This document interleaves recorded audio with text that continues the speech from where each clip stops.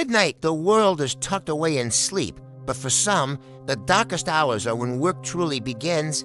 Melly has sat at her desk, the cold blue glow of her laptop illuminating her tired eyes as she edited her latest video. Outside, a restless wind moved through the trees, making their branches dance like skeletal fingers against the flickering streetlights. A notification chimed on her phone. It was Wafa warning her again, "Do not stay up past midnight. Something strange happens."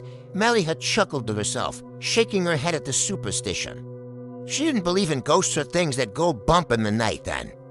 A sound broke the silence, a rhythmic, deliberate tapping against the window glass, tap, tap, tap. Her heart hammered against her ribs.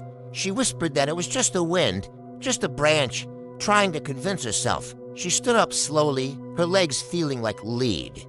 She reached for the heavy curtain and pulled it back into the darkness. Nothing, only the empty. Black night stared back, relief washed over her as she let the curtain fall. But as she turned back to her desk, she realized she wasn't alone. A tall, thin shadow stood in the corner. The shadow began to move. It didn't walk, it crawled along the walls with the fluid. Terrifying speed of a giant spider, faint, glowing eyes locked onto hers, twisted.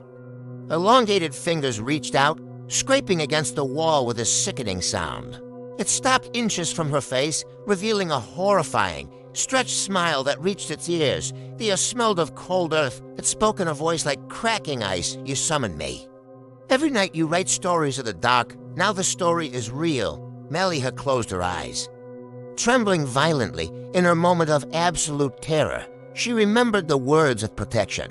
She began to recite Ayatul Kursi. Her voice was shaky at first, but it grew stronger with every holy word. A warm, defensive light filled the room. The creeper shrieked, a sound of pure agony. As the light burned through the darkness, its body began to dissipate into black smoke, swirling away until nothing remained but the lingering scent of ozone.